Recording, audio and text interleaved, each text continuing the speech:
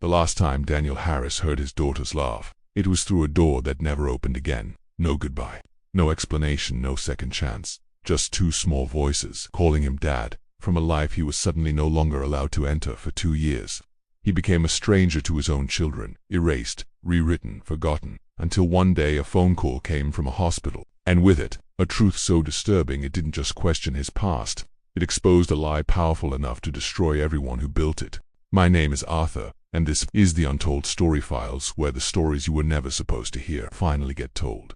This isn't just a story about custody or betrayal. This is a story about control, about how easily a life can be rewritten when the wrong person decides the truth is inconvenient, and what happens when that truth refuses to stay buried. This story is inspired by real-life events. Some names, timelines, and identifying details have been changed to protect privacy. If you're watching this, comment below where you're watching from, and ask yourself one question before this story begins. What would you do if someone erased you from your own children's lives and the system let them? A father slowly cut off from his twin daughters, a courtroom decision that didn't make sense to years of silence that felt intentional, a cancer diagnosis that forced the truth to surface, a hidden figure controlling everything from the shadows, medical records that were never meant to be seen, and a final courtroom battle that changes everything. Daniel Harris didn't measure his life in achievements. He measured it in routines. The sound of small footsteps running down the hallway at 7:12 a.m., the exact way Emma would knock twice before opening his bedroom door, even though she never waited for permission. The way Lily refused to eat breakfast unless her eggs were cut into perfect squares. Small things, simple things. But to Daniel, they were everything. Because long before the courtrooms, before the accusations, before the silence, he was just a father, and they were just his daughters. Emma and Lily. Identical twins, 5 years old, except they weren't identical to him. Emma laughed louder. Lily thought longer. Emma ran toward things. Lily stepped back first, and Daniel knew every difference, every detail, every moment, because he was there. Not sometimes, not occasionally, always. But the most dangerous part of losing something is never realizing when it starts slipping away. It didn't happen all at once. That's the part people don't understand. Life doesn't collapse like a building. It cracks first, quietly. Rebecca stopped laughing at his jokes. At first, Daniel thought nothing of it. People change, stress builds, life gets busy. But then came the distance, late replies, short conversations, long silences at dinner. The kind of silence that doesn't feel peaceful, it feels deliberate. "Are you okay?" Daniel asked one night. Rebecca didn't look up from her phone. "I'm just tired." Simple answer, normal answer. But something about it didn't sit right, because tired people don't disconnect like that. They rest. They don't disappear emotionally while still being physically present, and Daniel didn't know it yet. But Rebecca wasn't just pulling away, she was already preparing to leave. It happened on a Wednesday, Daniel remembered, because Wednesdays were pancake nights. Emma insisted on chocolate chips, Lily insisted on symmetry. That night, neither of them finished their plates, because something in the room felt off. Rebecca stood near the doorway, not sitting, not engaging, just waiting. "Daniel," she said. And in that moment he knew, not because of the words, but because of the tone. "I think we need space." For words.com, controlled but heavy enough to split a life in two. Daniel didn't react immediately, because part of him believed this was temporary. People say things in moments, emotions pass. But Rebecca didn't look emotional, she looked certain, and certainty is harder to undo. But what Daniel didn't realize was that this conversation wasn't the beginning. It was already the middle of something he wasn't aware of. Rebecca moved out within a week. Too quickly, too efficiently. Like the decision had already been made long before the conversation happened. She took the twins. Daniel told himself it was temporary. They need stability, Rebecca said. Just until things settle, and that made sense. At least it sounded like it did. Daniel got weekends, Fridays to Sundays. It wasn't ideal, but it wasn't loss, not yet. He made those weekends count. Movie nights, park visits, bedtime stories that stretched longer than usual, because even then something inside him felt like time was limited. And sometimes your instincts understand something your mind refuses to accept. The first missed call didn't mean anything, neither did the second, but the third came with a message. "Rebecca has restricted your access to the children until further notice." Daniel stared at the screen, then laughed, because it didn't make sense. You don't just lose access to your children. Not without a conversation, not without explanation, not without reason. But the next morning there was something waiting for him, and this time it wasn't a message.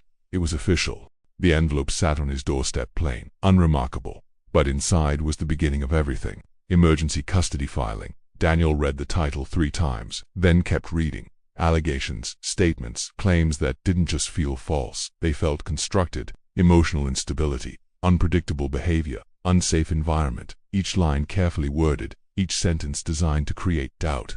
Daniel's hands tightened, because none of it was true, not even close, but truth doesn't defend itself. It has to be proven, and Daniel wasn't ready for that. Daniel walked into court believing one thing, that this would be resolved quickly. Because how do you argue against lies that obvious? You don't. You let them collapse on their own. That was his mistake. Because Rebecca didn't come unprepared. She came with a lawyer, and not just any lawyer. A precise one, controlled, strategic, and more importantly, prepared. Documents were presented. Text messages, out-of-context fragments, selective narratives, a version of Daniel that didn't exist but looked convincing enough. By the time Daniel spoke, the room had already formed an opinion. And that's when he realized something terrifying. This wasn't about truth, it was about perception. Until further evaluation, the judge said, custody will remain with the mother, temporary. That's what they called it. But as Daniel stood there watching his life shift in a single sentence, something inside him understood the truth. This wasn't temporary. It was the beginning of his disappearance. Temporary. That word stayed with Daniel longer than anything else the judge said. Temporary meant reversible. Temporary meant hope. Temporary meant this wasn't permanent. But hope has a way of fading when it isn't fed. And Daniel's hope was about to starve. The apartment didn't feel empty at first, because Daniel told himself they'll be back Friday, so he didn't move anything. The toys stayed where they were. The tiny shoes remained near the door. The drawings were still taped unevenly on the fridge, because removing them felt like accepting something he wasn't ready to accept. Friday came.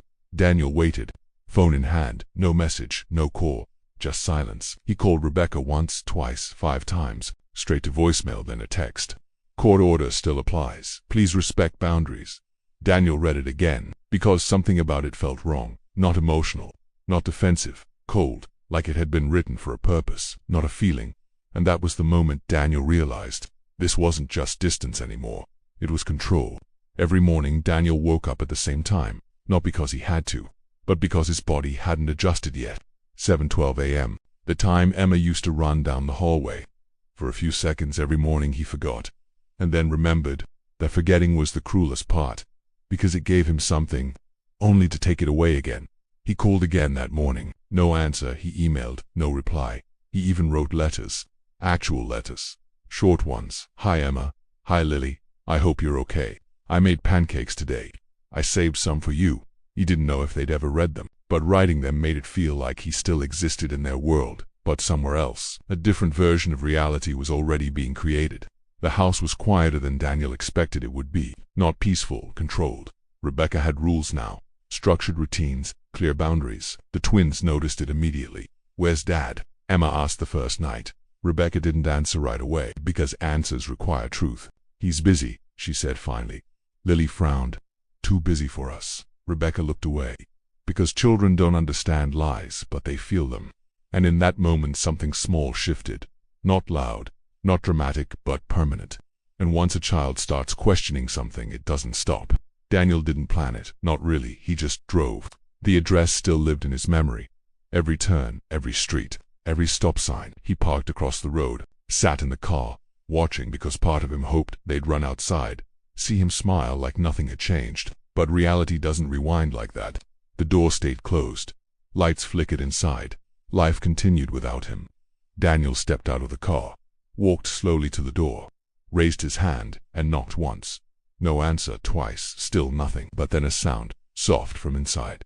Dad. Daniel froze, because that voice, that tiny, uncertain voice, it hadn't forgotten him. Not yet. Emma, he whispered. Footsteps approached the door, and for a moment everything felt like it might fix itself. But then another voice, sharp, immediate. Step away from the door. Rebecca. The footsteps stopped. Silence returned. And just like that, the moment disappeared. That was the last time Daniel heard his daughter's voice. For almost a year, the message came that night. Do not come to the property again. This will be documented. Daniel stared at it because now it was official. Not emotional, not personal, documented. Everything was becoming part of something bigger. A record, a narrative, a case. And Daniel was being written out of it. But Daniel wasn't the only one being watched. Because somewhere, someone else was already paying attention to him. You're losing ground, his lawyer said bluntly. Daniel sat across from her, exhausted. Based on what? He asked. Based on documentation. There it was again. Not truth. Documentation. They're building a pattern, she continued. Distance, absence, instability. Daniel shook his head. That's not real. She leaned forward. It doesn't have to be. Silence, because that sentence explained everything, and for the first time Daniel understood he wasn't fighting Rebecca. He was fighting something structured. Months passed, not quickly. Pain never moves fast. It stretches, every day blending into the next. Daniel stopped calling as often, not because he didn't want to, but because rejection, repeated enough times, turns into expectation. And expectation changes behavior. The letters stopped too. Not completely, but less frequently. Because writing to someone who never responds feels like talking to an empty room. But while Daniel was fading from their lives, someone else was stepping in. It came through something small, a mutual contact, an accidental mention. I saw Rebecca the other day, the friend said casually. Daniel didn't react at first, until the next sentence. She wasn't alone. A pause. Who was she with? The friend shrugged, didn't catch his name. But he didn't look like someone you ignore. Daniel frowned. What does that mean? The friend hesitated. Important, maybe. That word stayed with him, not threatening, but specific, important. And that was the first time Victor Hale entered Daniel's story without Daniel even knowing it. The toys were still there, but now they felt different. Not like something waiting, like something frozen. Daniel picked up one of the drawings. 4 stick figures, still holding hands. He stared at it longer than he should have, because somewhere deep inside he still believed that version of reality existed. Somewhere but far away in a different house. Emma asked a question that no one answered. Why doesn't Dad come anymore? And this time, Rebecca didn't say he was busy. She didn't say anything at all, because the truth was no longer simple enough to lie about. Time didn't heal anything. That's something people say because it sounds comforting, but for Daniel, time didn't heal. It erased, slowly, quietly, piece by piece. The apartment was cleaner now, not because things were better, but because there was nothing left to disturb. The toys were gone, packed into boxes, not thrown away. Never that. Just moved, out of sight. Because seeing them every day was a kind of pain that didn't fade. It sharpened. The drawings were still there though, one on the fridge, one near the hallway. Daniel couldn't bring himself to take those down, because removing them felt like crossing a line he wasn't ready to cross. The line between waiting and accepting. But while Daniel's world had gone quiet, another world was getting louder. The structure had changed. Not visibly, but fundamentally. There were new routines now. Dinner at exactly 6:30. Bedtime at exactly 8 o'clock. No interruptions, no deviations, and most importantly, no questions, at least. That's what Rebecca tried to enforce, but children don't follow silence, they challenge it. Why doesn't Dad call anymore? Emma asked one evening. Rebecca paused mid-motion. He's busy, she said again. But this time the answer didn't land, because Emma wasn't 5 anymore, she was 6, and 6-year-olds notice patterns. That's not true, Emma said quietly. Lily looked up from the table. He used to call every day. Silence, because facts are harder to argue with than emotions. Rebecca exhaled slowly. Things change, she said, but even as she said it, she knew that wasn't enough. And somewhere in that house, there was someone who didn't like those questions at all. He didn't move like someone who needed attention. He didn't speak loudly, that didn't demand space. But somehow the entire room adjusted when he entered. Victor Hale. The first time Emma saw him, she didn't know what felt wrong, only that something did. Who's that? She whispered to Lily. Lily shrugged, but her eyes didn't leave him, because children notice energy even when they don't understand it. Victor knelt down slightly. Hi, he said calmly. His voice was smooth, measured to measured. Hi, Emma replied slowly. Lily said nothing, because something in her pulled back. And sometimes, the people who seem the calmest are the ones controlling everything. After Victor started coming around, the rules became stricter. Phones weren't left unattended. Conversations weren't casual anymore. Rebecca checked things more often. Messages, schedules, interactions. It wasn't obvious, but it was consistent. And consistency creates patterns. Patterns that children feel. Why can't we call Dad? Emma asked one night. Rebecca froze. Before she could answer, Victor spoke. Because sometimes, he said calmly, people need space to figure things out. Emma frowned, but we didn't do anything. Victor smiled slightly. No, he said, you didn't. And for a moment that almost sounded kind, but something underneath it wasn't. Because Victor didn't care about explaining things, he cared about controlling them.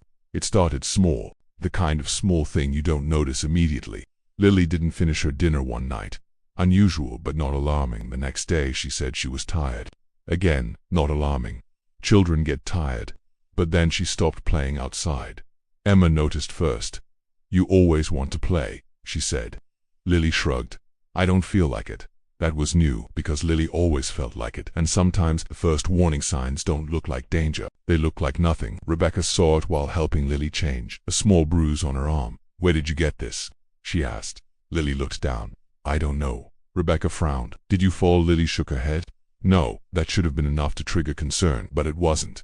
Because Rebecca had been conditioned to focus on control, not irregularity.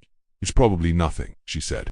And just like that, the moment passed. But the body doesn't ignore what's wrong, even when people do. Daniel had stopped expecting calls. That was the biggest change. Not the silence itself, but the acceptance of it. He worked more, stayed out longer. Not because he wanted to, but because going home early meant facing something he couldn't fix. One night he found one of the old letters, unsent, folded. "Hi Emma. Hi Lily. I miss you today. I hope you're okay." He stared at it for a long time, then sat down and wrote another one. Not because he thought they'd read it, but because some part of him refused to disappear completely, and sometimes holding on quietly is the only resistance you have left. Lily got sick at school, not severely, just enough for the nurse to call home. "She seems very fatigued," the nurse said. Rebecca picked her up. Victor was already at the house when they returned. "How bad is it?" he asked. Rebecca shrugged. "Probably just a virus." Victor didn't respond immediately because he wasn't thinking about symptoms, he was thinking about implications. "Take her to a doctor," he said. Rebecca hesitated. "It's probably nothing." Victor looked at her, and this time there was no softness. "Take her." That was it. No explanation, just instruction. And that was the moment everything changed, because this time, it wasn't ignored.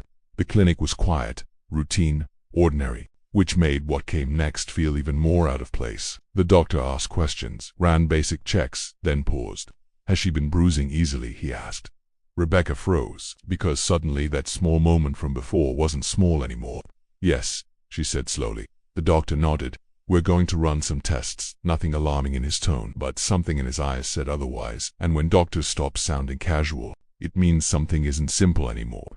The results didn't come immediately, but when they didn't go to Daniel. They went somewhere else, somewhere controlled, somewhere filtered. Victor received the information first, not the father, not even directly Rebecca. Victor. And when he read it, he didn't panic, he didn't react emotionally. He just made a decision. "Handle it quietly," he said. And just like that, a child's illness became something to control, not something to share, not something to fix openly, something to manage. And far away, in a silent apartment, Daniel sat alone, completely unaware that his daughter was already fighting something that could take her away forever. Victor didn't read the report twice. He didn't need to. People like him, they don't react to information. They categorize it, control it, decide what happens next. He placed the file down slowly. Leukemia, clinical, precise. Final, not a possibility, not a concern, a reality. Behind him, Rebecca stood still. "Say something," she whispered. Victor didn't turn. "There's nothing to say," he replied calmly. Rebecca's voice cracked. "She's 6. A pause. Victor finally looked at her, and there it was again, that same controlled expression. Not cold, worse, unmoved. "We proceed carefully," he said. Rebecca stared at him. "Carefully," she repeated. Victor stepped closer. "This stays contained." 2 words, but they carried weight. Not emotional weight, strategic weight. Because to Victor, this wasn't just a diagnosis, it was a variable. "You need to inform her father," Rebecca said. Victor didn't respond immediately, because that option had already been considered and dismissed. "No," he said, just like that. Rebecca blinked. "No." Victor's voice remained calm. "The situation is manageable." Rebecca stepped back slightly. "Manageable." Her voice was shaking. "Now, she has cancer." Victor's expression didn't change, and involving him complicates things. That was it, not concern, not empathy, complication. And in that moment, Rebecca realized something terrifying. This was never about protecting anyone. It was about control. The hospital intake was quiet, efficient, routine, which made it easier to hide. Forms were signed, but not by Rebecca. Victor handled most of it. His name appeared where it shouldn't. Primary contact, authorization authority, emergency decision maker, all in place before anyone questioned it. Rebecca noticed, but didn't stop it. because stopping it meant confronting something she wasn't ready to face, and sometimes silence isn't agreement, it's fear. Lily didn't understand what was happening. She just knew she was tired, more tired than usual, the kind of tired that doesn't go away after sleep. Emma sat beside her in the hospital bed. "Are you okay?" she asked softly. Lily shrugged. "I just feel weird." Emma frowned like sick. Lily thought for a moment, then nodded. "Yeah, but different." That word stayed. Different. Because children don't describe illness medically. They describe how it feels, and sometimes that description is more accurate than anything else. And while Lily was trying to understand what was happening, Daniel didn't even know she was in a hospital. It was quiet again, but this time the silence felt heavier, not empty, loaded. Daniel sat at the table, a blank page in front of him, pen in hand. He hadn't written in weeks, because writing had started to feel pointless. But something that night felt different. He didn't know why, he just felt it. So he started writing again. "Hi Emma, hi Lily." He paused, because suddenly the words didn't feel enough. "I don't know if you'll ever read this." His hand slowed.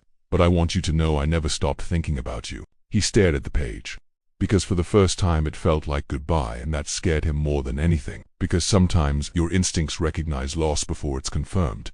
This time it wasn't quiet. The tests were more serious, more invasive. Doctors spoke in lower tones, longer pauses. Rebecca noticed. "Is it bad?" she asked. The doctor didn't answer immediately, which was answer enough. "We're monitoring progression," he said carefully. Carefully, that word again. Everything was being handled carefully, controlled, filtered, and still. No one had called Daniel, but something was about to break that control. It happened during a shift change, a small error, the kind that happens when systems overlap. A nurse reviewing records, cross-checking contacts, and noticing something that didn't align. "Why isn't the father listed?" she asked. Another nurse shrugged. "Primary contact is already assigned." The first nurse frowned. "That's not how this works. Because medically protocols exist, and when protocols are broken, someone eventually notices." That nurse was Alina, and Alina wasn't the kind of person who ignored inconsistencies. Alina looked at the file again, then at Lily, then back at the file, because something didn't sit right. Not professionally, and not personally. "This isn't complete," she said quietly. Another nurse glanced over. "It's already approved." Alina shook her head. "That doesn't make it correct." A pause, because correcting it meant going against something already established, and established systems don't like being questioned. But Alina picked up the phone anyway, because sometimes doing the right thing isn't comfortable, it's necessary. And with that one decision, everything changed. Daniel almost didn't answer. Unknown number, late hour. No reason to expect anything, but something made him pick it up. "Hello." A pause. "Is this Mr. Daniel Harris?" His chest tightened instantly. "Yes, this is St. Mary's Hospital." Time slowed. Not metaphorically, physically, because something in that sentence shifted everything. "We need to speak with you regarding your daughter." Daniel stood up immediately. "Which one?" A pause. Too long. "Lily." The world didn't spin. It didn't crash. It just stopped. Because in that moment, everything else disappeared. "What's wrong?" he asked. His voice didn't sound like his own. There was hesitation on the other end, because some truths are heavy to deliver. "She's been diagnosed with leukemia." Silence, complete, because that word didn't process immediately. It echoed first, then settled, then hit. Daniel grabbed the table to steady himself. "I'm coming," he said. Immediate, instinct, but the voice stopped him. "There's something else," and that's when the story broke open completely. "The test results, they don't match your records." Daniel frowned. "What does that mean?" "It means you might not be her biological father." Everything changed again. Not just the situation, not just the pain, but reality itself. Because now Daniel wasn't just walking into a hospital. He was walking into a truth that had been hidden from him for 2 years. Daniel didn't remember grabbing his keys. He didn't remember locking the door. He didn't even remember the first few minutes of the drive, because his mind was stuck on one word: leukemia. It replayed over and over again, not as information, as impact. His daughter, 6 years old, in a hospital, fighting something he didn't even know existed. For how long? That question hit next. How long had she been sick? While he was sitting in silence, the thought made his grip tighten on the steering wheel. Not anger, not yet. Something deeper, helplessness. But what Daniel didn't know yet was that this wasn't just about illness, it was about truth. Hospitals are strange places. They don't match the emotions people bring into them. People arrive in panic, fear, desperation, and the building just stays calm, unmoved. Daniel pushed through the doors. Everything felt too normal, too quiet, like the world hadn't adjusted to what he just heard. "Room 314, the nurse said. He didn't wait for directions. He moved fast because distance was the one thing he couldn't tolerate anymore. The moment he saw her, the door was slightly open. Daniel stopped just outside, because suddenly he wasn't ready. Not because he didn't want to see her, but because he didn't know what he'd see. Then he stepped in, and everything else disappeared. Lily smaller than he remembered, paler, fragile in a way no child should ever be.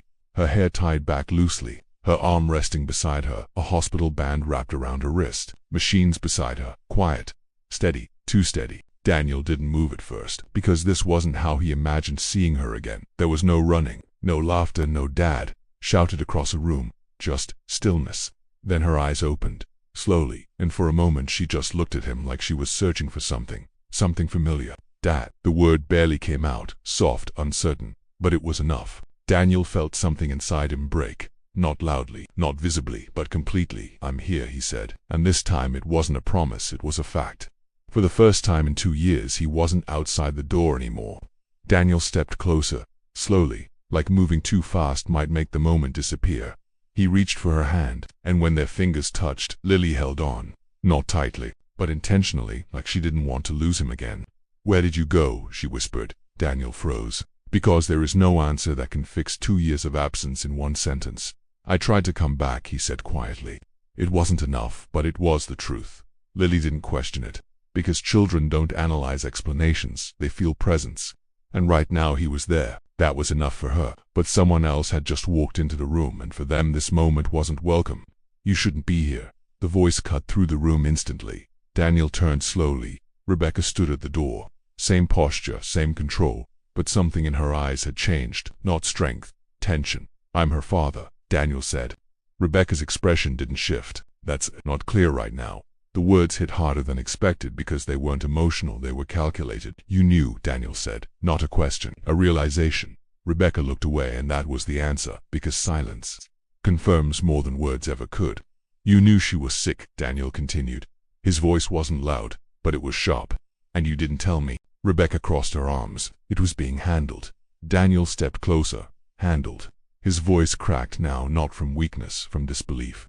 "She has cancer." The word landed between them, heavy, unavoidable. "And you thought that was something to manage without me?" Rebecca didn't respond immediately, because there was no version of this that sounded reasonable out loud. "It was complicated," she said finally. Daniel laughed. Not because it was funny, because it was absurd. "No," he said. A pause. "You made it complicated." But Rebecca wasn't the one Daniel needed answers from. There was someone else behind this. The doctor entered shortly after, calm, professional. "But careful, Mr. Harris," he said. Daniel turned. "We need to discuss the test results." The room shifted again, because this was the part that didn't make sense. "The preliminary analysis shows." A pause. "You are not a genetic match." Silence. Daniel didn't react immediately because his mind rejected it. "That's wrong," he said. Flat, certain. The doctor nodded slightly. "It's possible. That's why we're recommending a second test." Possible. That word didn't belong here, because there was nothing uncertain about this. Not to Daniel, but if the test wasn't wrong, then everything else was. Daniel turned back to her. "Explain this." Rebecca didn't answer. Her silence was louder than anything she could have said. "Explain it," he repeated. Her hands tightened slightly. There was a time she started. Daniel's chest tightened instantly, because suddenly, the timeline mattered. "More than anything, I didn't know yet," she continued. "I hadn't found out I was pregnant." The words came slowly, carefully, but each one landed exactly where it needed to. "You're saying," Daniel began, but he couldn't finish because the implication was already there. One of them might not be his, but what Daniel didn't realize yet was that this wasn't the full truth. Daniel stepped back, not physically, internally, because everything he thought was stable was now uncertain. 2 daughters, 1 truth, or maybe 2 different ones. But even in that confusion, one thing stayed clear. Lily sick in front of him, holding his hand, and nothing changed that, because biology doesn't define presence. And right now, he was the one who showed up. "We're running another test," Daniel said. The doctor nodded. "Extended analysis. More precise." Daniel didn't look at Rebecca. "Test both twins." The room went still, because that request changed everything. Rebecca's expression tightened. "Daniel, both." No hesitation. No doubt, because now this wasn't about confusion. It was about truth. Later that night, Daniel sat beside Lily's bed, watching her sleep, holding her hand. And for the first time, he wasn't thinking about the past. He was thinking about one thing. What if everything he believed about his own life was wrong? And somewhere else, Victor Hale received an update. Daniel Harris is at the hospital. A pause. Victor's expression didn't change, but his next words did. Then it's time we handled this directly. The hospital didn't sleep. Lights dimmed, voices softened, footsteps slowed, but it never truly rested. Daniel sat beside Lily's bed, still, one hand wrapped gently around hers, as if letting go even for a second might take him back to years. He watched her breathe, counted it, slow, steady, fragile. Because right now, this was the only thing that mattered. Not the court, not Rebecca, not even the test results, just this, her, but somewhere else in the building. Someone else had just arrived and they weren't here for comfort. The hallway changed before Daniel even saw him, not visibly, but perceptibly. Conversations lowered, staff adjusted, movement became aware. That's how power enters a space, quietly. Victor Hale walked down the corridor like he had been there before, like he belonged there, not a visitor, not a guest, a presence. Two men followed behind him, not speaking, not interfering, just there. Victor stopped outside room 314, didn't knock, didn't hesitate. He stepped in, and for the first time Daniel came face to face with the man who erased him. Daniel didn't stand immediately, he stayed where he was. Because instinct told him, this moment wasn't about reacting, it was about observing. Victor's eyes moved across the room, calculated, taking everything in, then settled on Daniel. There was no anger, no tension, just recognition. So, Victor said calmly, you finally made it here. Daniel stood slowly. I didn't know I needed permission. Victor's expression didn't change. Because people like him don't respond emotionally, they respond strategically. And Victor had already decided how this conversation would go. We should talk, Victor said.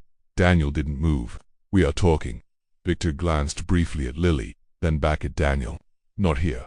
Daniel's jaw tightened. I'm not leaving. A pause, because that wasn't defiance, it was boundary. Victor studied him for a moment, then nodded slightly. Fair enough. He stepped further into the room, not aggressively but deliberately. I assume you've been informed, Victor continued. Daniel didn't respond because he wasn't going to let Victor set the tone. About her condition. Daniel's voice came steady.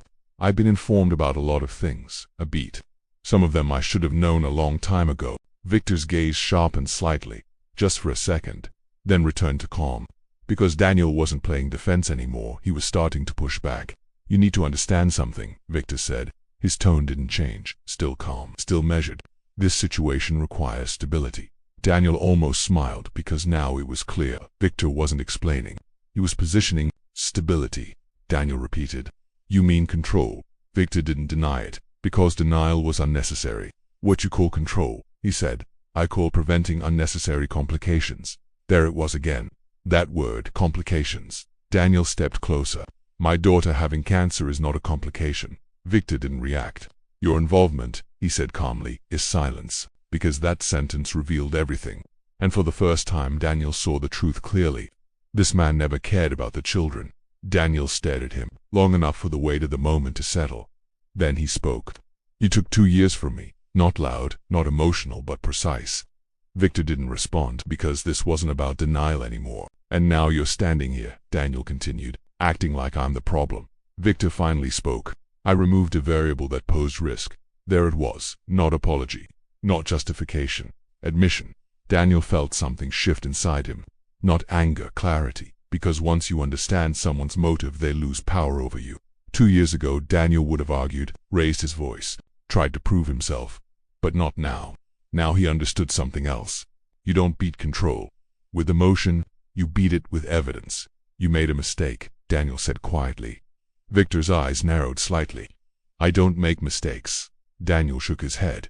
You called me. A pause. Victor didn't respond. You could have kept this hidden, Daniel continued. But now I'm here. Another pause. And I'm not leaving. And that was the moment Victor realized this wasn't the same man from 2 years ago. Rebecca stood near the door, silent, because she could feel it too. The shift, the balance was changing, not completely, not yet, but enough. She looked at Victor, then at Daniel, and for the first time she didn't know who was in control. Because when control starts slipping, people make mistakes. This doesn't end well for you, Victor said, still calm. But now there was something underneath it. Pressure. Daniel didn't react. It already didn't, he replied. A pause. For 2 years, Victor studied him again, longer this time. Then he turned, not defeated, not retreating, just recalculating. We'll speak again, he said, and walked out. The room felt different immediately. Lighter, but not safe, not yet. Later that night, Daniel stood alone in the hallway. Elena approached him quietly. "I saw the records," she said. Daniel turned. "What records?" She hesitated, then carefully, "They've been altered." Silence. Because now this wasn't just suspicion anymore. It was proof waiting to be uncovered.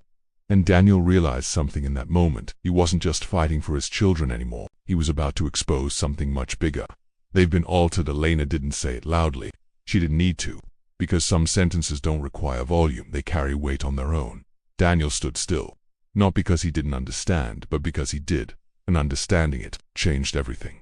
"Show me," he said. No hesitation, no confusion, just direction. Because for the first time in 2 years, he wasn't asking questions anymore. He was looking for answers, and the truth Elena was about to reveal was never meant to be seen. Hospitals are different at night. Less noise, less movement, but more truth. Because when fewer people are around, control weakens. Elena walked ahead, not rushing, not hesitating, just careful. Every step measured. "Are we allowed to do this?"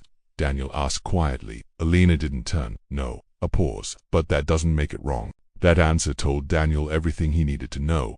Because rules protect systems, not always people. The records room wasn't locked. It didn't need to be. Because access was the real barrier. Elena logged in, her fingers steady, but her eyes focused. Because once this screen opened, there was no undoing it. "Stay close," she said. Daniel stepped beside her, and the screen lit up. Names, dates, files, medical history, and right there, Lily Harris. But what Daniel was about to see didn't match the story he had been living. Elena opened the file. Admission date, diagnosis timeline, treatment notes. Daniel scanned it quickly, then stopped. "Wait." His finger hovered over the screen. "This date," Elena nodded. 6 months ago. Daniel's chest tightened. That's not possible, but it was. Because the record didn't hesitate. It didn't question itself. It just existed, documented, real. Which meant for 6 months, his daughter had been sick and he was never told. Elena clicked again. Another file opened. Follow-up visit, 3 months ago. Same patient, same condition. Daniel stepped back slightly. Because now this wasn't a gap, it was a pattern. "They knew," he said. Not a question, a conclusion. Elena didn't respond, because she didn't need to. But the most disturbing part was still ahead.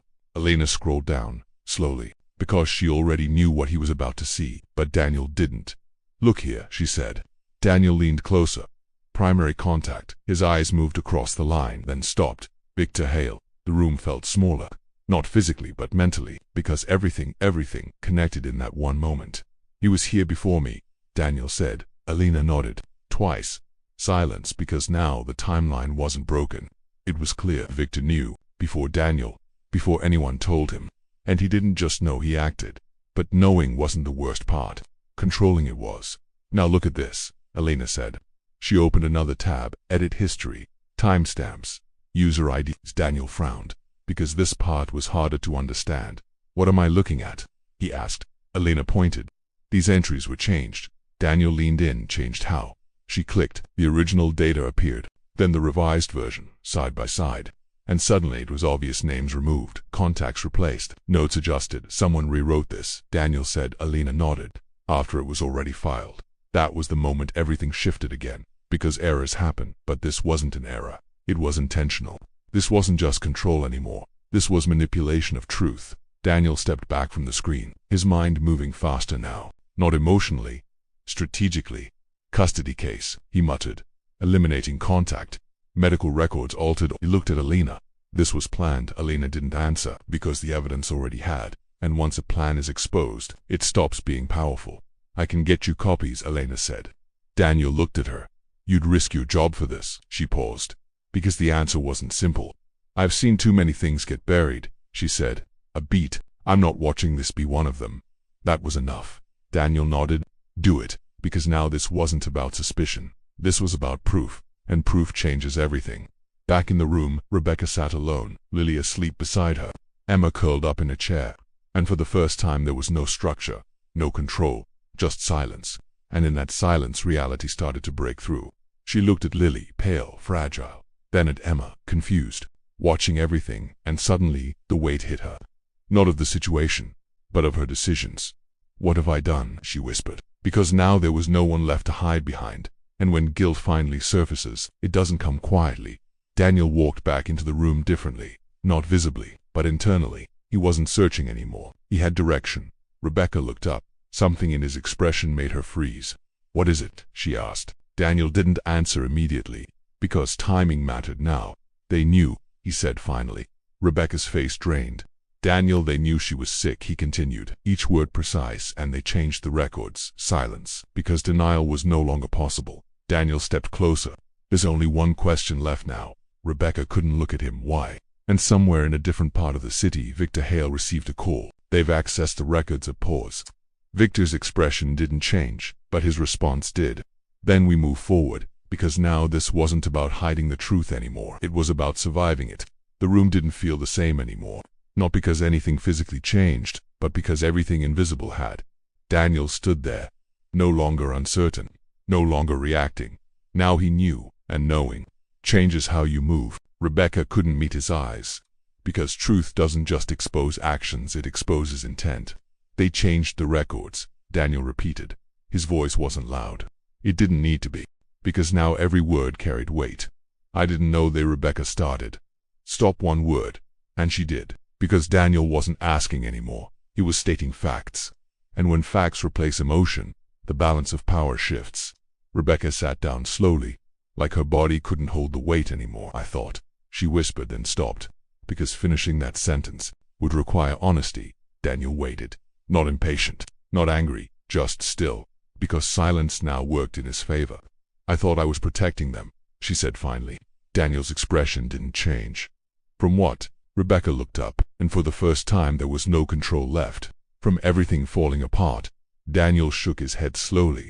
"You didn't protect them." A pause. "You controlled who got to love them." That landed, because it was true, and truth hurts more when it's said calmly. Daniel's phone vibrated once. Short. He didn't check it immediately because timing was everything now. Then it buzzed again. He looked down. Unknown number. One message. "Stop now. This goes further than you understand."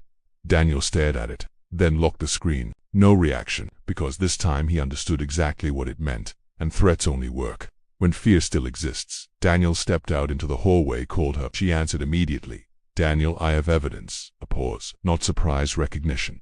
"What kind?" "Medical records, alterations, unauthorized control." Silence, then a shift in her voice. "Send everything, because now, this wasn't a custody issue anymore. This was a case, and cases like this don't stay quiet." Daniel sat in a small waiting area, phone in hand, files loading. Every document Elena gave him now being sent, time-stamped, unedited proof. His lawyer didn't reply immediately, because she was reading, and when she finally did, it was only 3 words. "We move now." That was it. No hesitation, no doubt, because she understood what this meant. And once the system is forced to look, it can't unsee. Back in the room, Rebecca sat beside Lily, watching her sleep, but not really seeing her, because her mind was somewhere else, replaying everything, the decisions, the silence, the compliance, Victor's voice. "Keep it contained." She closed her eyes, because for the first time, she saw it clearly. She wasn't protecting anything. She was participating. And once you see your role in something, you can't go back to not knowing. Daniel's phone buzzed again. Same number. This time, different tone. "You're making a mistake." Daniel stared at it, then typed 3 words. "No, you did." He sent it, and for the first time he felt something shift completely. Not fear, control, because responding means you're no longer being pushed, you're pushing back. Across the city, Victor read the message, didn't react immediately, because reaction is for people without control. But something had changed, not externally, internally, because Daniel wasn't behaving like before. He wasn't folding, he wasn't hesitating, he was moving forward, and that was a problem. "Prepare for escalation," Victor said. Calm, but deliberate, because now containment had failed, and when control fails, pressure replaces it. By morning, everything was in motion. Emergency filing, medical concealment, unauthorized authority, record manipulation. Daniel's lawyer didn't hold back, because this wasn't about strategy anymore. It was about exposure. And exposure doesn't require subtlety, because once something is brought into the light, it starts losing power immediately. Rebecca received it first, official stamped, unavoidable court review, immediate. Her hands trembled slightly, because now this wasn't contained. This was public, and public truth is something Victor couldn't fully control. Daniel stood outside the hospital that evening, looking up, because everything had changed in less than 24 hours. 2 years of silence broken. 2 years of confusion clarified. 2 years of loss turning into something else, not revenge, not anger, resolution. He took a breath, because the next step wasn't emotional, it was final. His phone rang. His lawyer. It's scheduled, she said. Daniel closed his eyes briefly when, a pause, tomorrow morning, everything was about to come together. Because in that courtroom there would be no more control, no more silence, no more rewriting, just truth.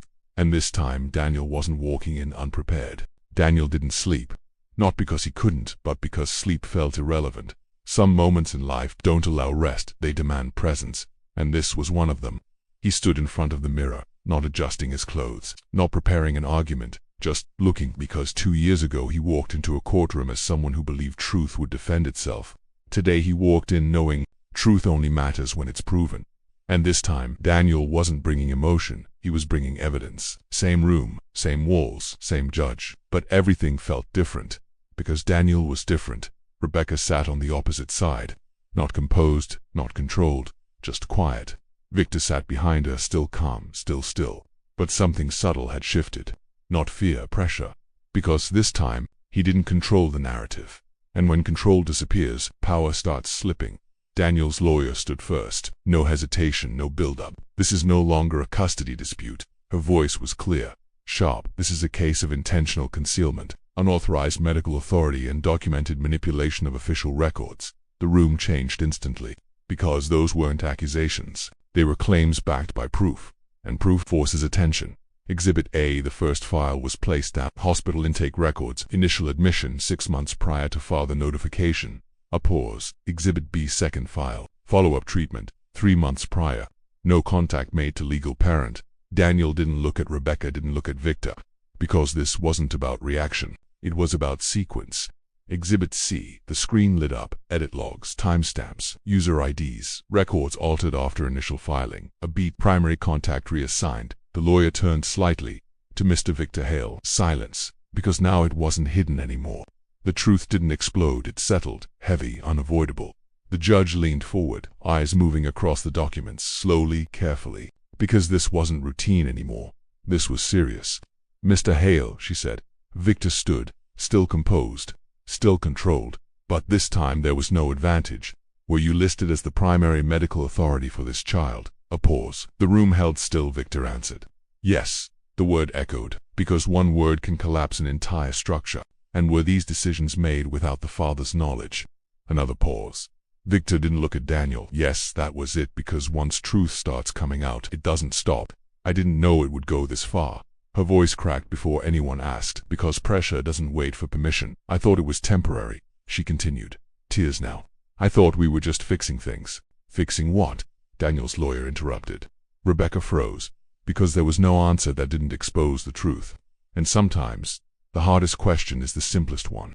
Daniel finally spoke, not loudly, but clearly. You erased me.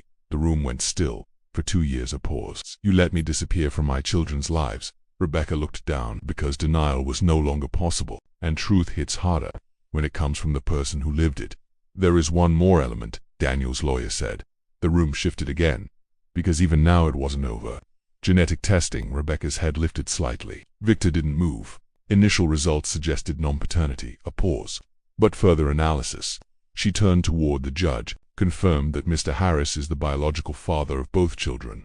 Silence total, because now there was nothing left to question, no confusion, no uncertainty, just truth. Everything that had been manipulated was now corrected. The judge took a long breath, because this moment carried weight, not just legally, morally. This court finds that the father, Daniel Harris, was wrongfully removed from his children's lives. A pause. Through deliberate manipulation of legal and medical processes, the words landed final, effective immediately. Daniel's hands tightened slightly. Full custodial rights are restored to Mr. Harris. Everything went quiet. Because after 2 years something finally returned. But justice doesn't end with restoration. Mr. Hale, the judge continued. Victor stood still. But this time there was no control left. This court is referring this matter for further investigation. A pause. Regarding abuse of authority, unauthorized medical decision-making, and interference in custodial law. Victor didn't respond, because now there was nothing left to manage, only consequences, and power doesn't disappear loudly, it fades under scrutiny. Daniel stepped out of the courtroom slowly, not rushing, not reacting, because this moment wasn't loud. It was quiet, deep-earned. Rebecca stood behind him. I never wanted this, she said. Daniel didn't turn immediately. Because some statements don't deserve immediate responses. Then he looked at her. Neither did I. A pause. But you chose it anyway. And with that he walked away. Not angry, not victorious, just finished. Back at the hospital, Emma sat beside Lily, holding her hand, waiting because this time someone was finally coming back and he wasn't leaving again. The hospital looked the same. Same entrance, same quiet hallways, same distant sounds. But for Daniel it felt completely different. Because the last time he walked through those doors, he came as a stranger. Now he came back as their father, not questioned, not removed, not temporary, restored. But the hardest part of getting something back is learning how to hold it again. Room 314. Daniel stopped outside the door. Not because he was unsure, but because he understood something now. Moments like this don't come twice. He pushed the door open slowly. Emma was the first to see him. She stood up immediately. Not running, not shouting, just staring like she needed to confirm it was real. "Dad," she said, and this time there was no uncertainty in her voice. Daniel smiled. "I'm here," and that was all it took. Emma ran to him fast, arms wrapping around him tightly like she was holding on to something she refused to lose again. Daniel knelt down, holding her just as tightly because this time he understood what it felt like to lose it. "I thought you weren't coming back," she whispered. Daniel closed his eyes briefly. "I was trying," he said softly. A pause, "but now I'm here for good." And this time that wasn't hope, that was truth, and some promises only matter when they're proven. Daniel stood up slowly, walked to the bed. Lily was awake, watching, quiet. But this time there was no hesitation. "You stayed," she said softly. Daniel nodded. "I told you I would." He sat beside her, took her hand again, and this time he didn't feel like he was holding on to something fragile. He felt like he was holding on to something returned. "I don't feel as scared now," Lily whispered. Daniel leaned closer. "You don't have to be. Not because everything was fixed, not because the illness was gone, but because she wasn't alone anymore. And sometimes that's the difference between fear and strength. Recovery didn't happen overnight. It wasn't simple, it wasn't easy, but it was different now. Because Lily wasn't going through it in silence anymore. Daniel was there every appointment, every test, every moment. Emma too, never far. Because now they moved as a unit again. Not perfect, not untouched, but together, and together is stronger than perfect. It started with little things. Breakfast in the hospital room. Emma arguing about how pancakes should be made. Lily laughing softly at first, then more. Daniel reading stories again, not from memory this time, but from the pages they used to love. Because rebuilding something doesn't happen in big moments. It happens in small ones. Repeated, consistent, real, and the life that was taken from him started coming back piece by piece. Rebecca didn't disappear, but she changed.